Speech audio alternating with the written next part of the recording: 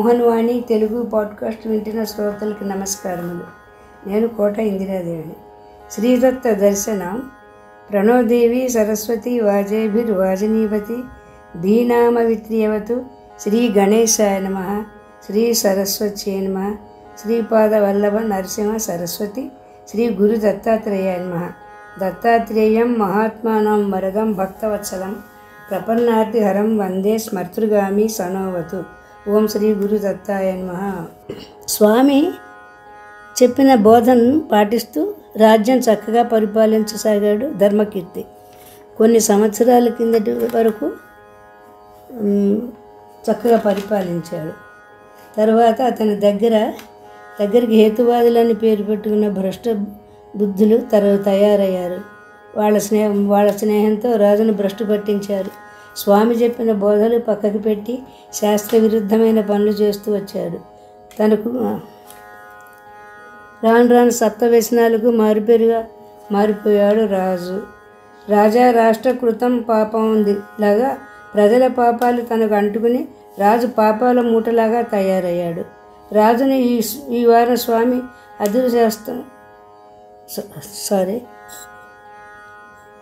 తర్వాత అయిందో ఈ వారం చెప్పుకుందాము. అదృశ్య హస్తం. అక్కడ సహ్యాద్రి మీద ఉండి ఇదంతా గమనిస్తూనే ఉన్నాడు దత్తస్వామి. వీడిలా అవుతున్నాడే అని ఆయన మనస్సు కందిపోతోంది. ఎంత తోస్తే అంత చెయ్యడమే తప్ప ఒకడి మాట వినే గుణం లేదు వాడికి. పైగా వాడు రాజు. అందుచేత తల పంకించి ఊరుకున్నాడు స్వామి. ఇలా ఉండగా ఒకనాడు వాడికి ఉన్నట్టుండి వేటకు పోవాలని బుద్ధి పుట్టింది. అది వైశాఖ మాసం. వేటకు అనువైన కాలం కాదు. అయితేనేమి, ఎంత తోస్తే అంత చేసే స్వభావం కదా. తక్షణం బయలుదేరాడు దొరికిన మిత్రుని తీసుకుని. రేవా నదీ తీర ప్రాంతారణ్యాలలో వేట మహోత్సాహంగా సాగింది. ఆ వేట తమకు ఎంత బలంగా ఉంటుందో అనుభవించిన వారికే తెలియాలి.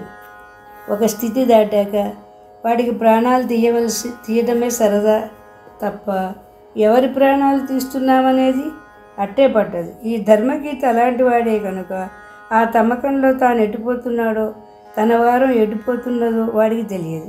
తననొక పక్క తన పాప కర్మము, మరొక పక్క దత్త సద్గురుమూర్తి ముక్కుకు తాడు వేసి గుంజుతున్నాడని వీడికి తెలియదు.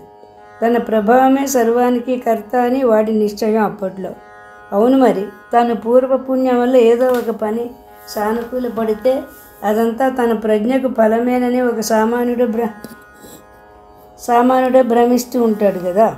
ఇక తన కళ్ళ ఎదుట అనేక మహాకార్యాలు అవలీలగా జరిగిపోతుంటే, పైగా పక్కనున్న వారంతా అది నీ ప్రజ్ఞాన్ని డంకా బజాయించి చెప్తుంటే ఒక రాజు అలా భ్రమించడంలో ఆశ్చర్యమేముంది? ఆ ధర్మకీర్తికి ఒళ్ళు తెలిసేటప్పటికి అటు గుర్రం పరిగెత్తలేక అలిసి వేళ్లాడిపోతోంది. దాహంతో నోరు తెరుచుకుని నురువులు కక్కుతోంది.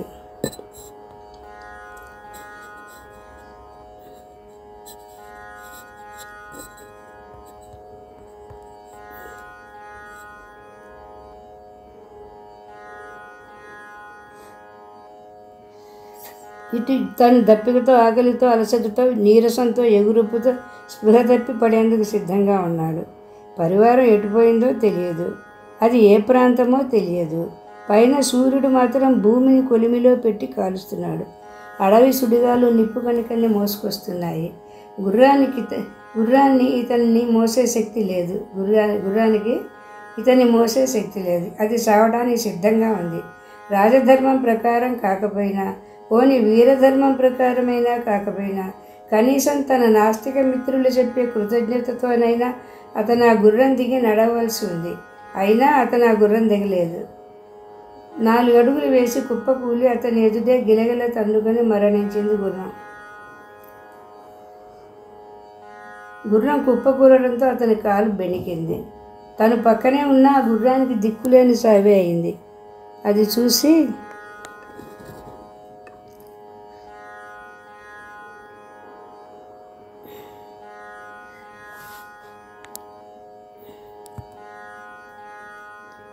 ఇతని మనస్సంతా మరీ వికలమైపోయింది. ఆ గుర్రంలాగే తాను దిక్కులేని సావే సావలసి వస్తుందేమో. ఈ గుర్రపు చావు దానికి సూచనేమో అనిపించింది. వెంటనే అప్రయత్నంగా దత్తస్వామి పాదాలు గుర్తుకొచ్చాయి. కానీ వెంటనే అదంతా మూఢనమ్మకం పొమ్మని తోసిపారేశాడు. ముందు కాస్త దప్పిక తీరాలి. ఆ బెణికిన కాలితో అలాగే వెతుక్కుంటూ కాస్త నడిచాడు. మొత్తానికి అది రేవా తీర ప్రాంతం కనుక రేవా నదిని వెతకాలని అతని ఊహ. అలాగే నడుస్తున్నాడు ప్రాణాలు ఉగ్గబెట్టుకుని. ఎక్కడి నుంచో కొంచెం చల్లటి గాలులు వస్తున్నట్లు అనిపించింది. ప్రాణం లేచి వచ్చింది. కొత్త ఉత్సాహాన్ని పుంజుకొని నడుద్దామని 2 అడుగులు వేశాడు. కానీ దత్తస్వామి సంకల్పం మరోలా ఉంది. అది వాడికేం తెలుసు? వాడికి తెలిసిందల్లా కాలికేదో అడవి తీగ పట్టుకుంది. బోర్ల బొక్కలాగా పడ్డాడు.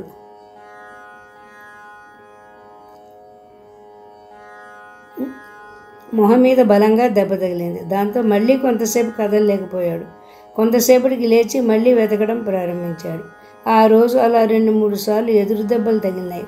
నరకయాతన రా బాబు అనుకున్నాడు. నరకం లేదు గిరకం లేదు అనుకున్నాడు మళ్ళీ. మొత్తానికి వాడికి నది కనిపించేసరికి పొద్దుగుంకసాగింది. నదిని చూసిన ఉత్సాహంలో సేద తీరేటట్టుగా స్నానం చేసి పొట్టపట్టినన్ని నీళ్లు తాగాడు ఆశ కొద్దీ. దాంతో ఏదో కొత్త రోగం కమ్ముకొచ్చినట్లయింది. ఇక కదలలేకపోయాడు. కడుపులో తెమిలినట్టయి తాగిన నీళ్ళన్నీ కక్కేశాడు. ఆకలి మండుకుపోతున్నట్లుంది. ఇంతలో ఆ దగ్గరలో ఏవో దీపాలు కనిపించాయి. క్రమంగా ఏవో భజన గీతాలు వినిపించాయి. దగ్గరలో ఏదో మునిపల్లి ఉన్నట్టుంది. ఆ రోజు ఏకాదశి కావటం వల్ల ఆ రాత్రి నదీ తీరాన హరికీర్తనతో జాగరణ చేద్దామని దీపారాధనలతో గుంపులుగా వస్తున్నారు వారంతా. ఎవరో మనుషులు వస్తున్నారని తెలిసేసరికి కాస్త అన్నం అడుగుదామనిపించింది రాజుకి. ఎంత మహారాజు అయితేనేమి, ఆకలి ముందు అందరూ ముష్టివాళ్లే. కానీ రాజుకి అది అలవాటు లేని ముష్టి. ఆ ఊహ తల తీసేసినట్టుగా ఉంది. అయినా వాళ్ళంత దూరంలో ఉన్నారు. తనకు నడిచేందుకు కాదు కదా, అరిచేందుకు కూడా శక్తి లేదు. ఇంతలో వాళ్ళ మాటల వల్ల ఆ రోజు ఏకాదశి అని, ఊరంతా ఉపవాసం ఉండే జాగరణ చేయడానికి అక్కడికి వచ్చారని తెలిసింది. దాంతో ఆశలన్నీ అడుగంటినాయి. కానీ ఏకాదశి వ్రతం అనేసరికి దత్తస్వామి చేసిన ఉపదేశం గుర్తుకు వచ్చింది. ఆయన చెప్పింది నిజమేనేమో, ఈ మహర్షులంతా ఆచరిస్తున్నారు కదా అనిపించింది. ఆయన మాట మీరినందుకే ఈ గతి పట్టిందేమో అనిపించింది. ఇక నేను బతికేటట్టు లేను అనిపించింది. రాజు మనస్సుని రవంత పశ్చాత్తాపము బోలెడంత దుఃఖము ఆవరించినాయి. అతను అశక్తుడిగా అక్కడే పడి ఉండిపోయాడు. ఆకలి వల్ల, రోగం వల్ల నిద్ర రావడం లేదు. కళ్ళకు వాళ్ళ దేవారాధనలు కనిపిస్తున్నాయి. చెవులకు వారి హరికీర్తనలు అమోఘంగా వినిపిస్తున్నాయి. అలా మహాత్ములైన మహర్షులు ఉచ్చరిస్తున్న హరినామం చెవుల్లో పడుతుండగానే రాత్రి ఓ పొద్దు వేళకు రోగం విషమించి ప్రాణం ఎగిరిపోయింది. నాన్నగారు ఇక్కడితో ధర్మకీర్తి కథ అయిపోయింది. నిజానికి అయినా కథ ఇంకా ఉంది. దాన్ని కూడా ధర్మకీర్తి కథగానే చెప్తాను వినండి. యమరాజ్యం. భయంకరాకారులైన యమభటులు వచ్చి నానా హింసలు పెడుతూ గొంతుకు ఉచ్చులు వేసి నరకానికి తీసుకెళ్లారు అతన్ని. అక్కడ అంతకన్నా భయంకరంగా ఉన్న యమధర్మరాజు గారి ముందు నిలబడ్డారు. ఆయన ఇతన్ని చూసి పళ్ళు పటపటా కొరుకుతూ, వీడి చేతలేమిటి అన్నాడు చిత్రగుప్తుడితో. ఆ చిత్రగుప్తుడి చిట్టాలన్నీ గబగబా తీరేసి, స్వామి, అబ్బో పాపాల జాబితా అంతు లేకుండా ఉంది. కానీ ధర్మ సూక్ష్మం ఒకటి మిగిలి ఉందండి. వీడు ఏకాదశి నాడు జంతుహింస చేసిన సంపూర్ణోపవాసం చేశాడు. రేవా నదిలో స్నానం చేశాడు. వ్రతపారాయణ సాన్నిధ్యంలో జాగరణ చేసి వారు చేసే హరికీర్తనలు వింటూ ఏకాదశి గడియల్లోనే ప్రాణాలు విడిచాడు. అయ్యా, వేదశాస్త్ర ప్రకారం ఏకాదశి ఉపవాస ప్రభావం వల్ల సమస్త పాపాలు హరించుకుపోతాయి. ఇకపోగా వీడికి ఏకాదశి జాగరణ, నామ సంకీర్తన, శ్రవణ ఫలాలు మిగిలి ఉన్నాయి. ఇది కాక దత్తస్వామి హస్తస్పర్శ తరగనిదిగా ఉంది. చేసిన విద్యాదానం ఉంది. మొదట్లో చేసిన ధర్మాల ఫలం కొంచెంగా ఉంది. అది విషయం అన్నాడు. ఆ మాటలు వినేసరికి అంతవరకు భయంకరంగా ఉన్న యమధర్మరాజు ఉన్నట్టుండి బహు సౌమ్య మనోహరాకారంగా మారిపోయాడు. ఆయన కనుసన్న చేశాడు కాబోలు. భటులు వచ్చి బంధాలు తెంచేశారు. యమధర్మరాజు ఆసనం చూపించి కూర్చోమని మర్యాద చేశాడు. అప్పుడు యమధర్మరాజు చిత్రగుప్తుడి వంక చూసి, అన్ని పాపాలు చేసిన వాడికి చివరిగా సద్బుద్ధి ఎలా పుట్టింది అని అడిగాడు. స్వామి, ఈయనకు బుద్ధి పుట్టడం కాదు, దత్తాత్రేయ స్వామి వారు గుంజుకుపోయారు. చిత్రగుప్తుడు చెప్పాడు. ఆ మాట వినగానే విషయం అంతా అర్థమైంది కాబోలు. ఓహో, దత్తాత్రేయ స్వామి వారి కరుణ అపారం అని చేతులు ఒక్కసారి జోడించి కళ్ళు మూసుకుని ఒక్క క్షణం దత్తస్వామిని ధ్యానించాడు యమధర్మరాజు. ఆ తర్వాత తన బట్టల వంక తీసి ఇలా చెప్పసాగాడు. భటులారా, ఇదివరలో మీకు చెప్పాను, మళ్ళీ చెప్తున్నా, సరిగా గుర్తుపెట్టుకోండి. మీరు ధర్మపరాయణుల జోలికి పోరాదు. శివకేశవ నామాలను కీర్తించే వారి ఛాయలకే పోరాదు. ఏకాదశి వ్రతం ఆచరించే వారి మాటే తలచరాదు. ఏకాదశి నాడు పాపాలన్నీ అన్నాన్ని ఆశ్రయించుకొని ఉంటాయి. కనుక ఆనాడు అన్నం తినేవాడు పాపాలు తింటున్నాడు అన్నమాట. వాడిని శిక్షించాలి మనం. ఏకాదశి వ్రతాన్ని జన్మలో ఒక్కసారి ఆచరించినా చాలు. ఇక వాడిని శిక్షించే అర్హత మనకు లేదు. ఇప్పుడు ఇతని విషయం చూడండి. కావాలని ఏకాదశి వ్రతం చేయలేదు ఇతను. పాపపంకుల బుద్ధితో గురువులను తిరస్కరించి దురాచారుడయ్యాడు ఇతను. నిజానికి ఇలాంటి వాళ్ళని శిక్షించడమే మన పని. కానీ ఇతని అదృష్టం ఏమిటంటే సాక్షాత్తు దత్తస్వామినే గురువుగా ఆశ్రయించాడు. ఆశ్రయించి కూడా మళ్ళీ భ్రష్టుడయ్యాడు. ఆ స్వామిని వదిలేశాడు. అయితే వినేమి, ఆ స్వామి ఇతన్ని వదలలేదు. మరణ సమయం సమీపిస్తుండగా ఇతన్ని హరిభక్తుల సమీపానికి చేర్చాడు ఆయన. ఇందువల్ల ఇతనికి ఏకాదశి వ్రత ఫలం దక్కింది. చూసారా, దత్తస్వామిని ఆశ్రయించిన వారికి ఫలం ఎలా ఉంటుందో. అంచేత దత్తభక్తుల జోలికి మీరు అసలే పోరాదు. బాగా గుర్తుపెట్టుకోండి. ఏకాదశి వ్రత ఫలం వల్ల ఇతని పాపాలు హరించుకుపోయినాయి. కనుక ఇతన్ని తగు రీతి సత్కరించి వైకుంఠంలో అప్పచెప్పి రండి. ఆ మాటలు వింటుంటే ధర్మకీర్తికి కళ్ళు తిరిగినంత పని అయింది. తాను ఇప్పుడు ప్రత్యక్షంగా చూస్తుంటే ఈ లోకం ఉన్నదా లేదా అని నాస్తిక మిత్రులు చేసిన వాదాలన్నీ గుర్తుకు వచ్చి అసహ్యం వేసింది. తాను స్వామికి చేసిన ద్రోహానికి తనలో తానే పశ్చాత్తాపంతో కుమిలిపోయాడు. భక్తితో దత్తస్వామిని శ్రీహరిని ధ్యానిస్తూ ఉండిపోయాడు. తర్వాత ఏమైంది వచ్చేవారం చెప్పుకుందాం. జై గురుదత్త, శ్రీ గురుదత్త.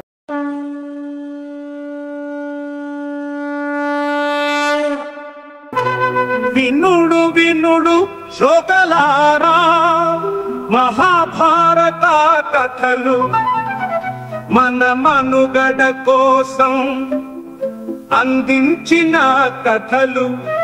శూరులు ధీరులు వీరుల చరితలు, మన కృష్ణయ్య బోధించిన బోధలు. ఎంత విన్నా తరగని చెరగని మరువలేని మన భారతం మహాభారతం. మోహన్వాణి తెలుగు పోడ్కాస్ట్ వింటున్న శ్రోతలందరికీ హృదయపూర్వక ధన్యవాదాలు. వినండి, వినిపించండి, వింటూనే ఉండండి. మోహన్వాణి తెలుగు పోడ్కాస్ట్ మీరు వింటున్నారు. మోహన్వాణి.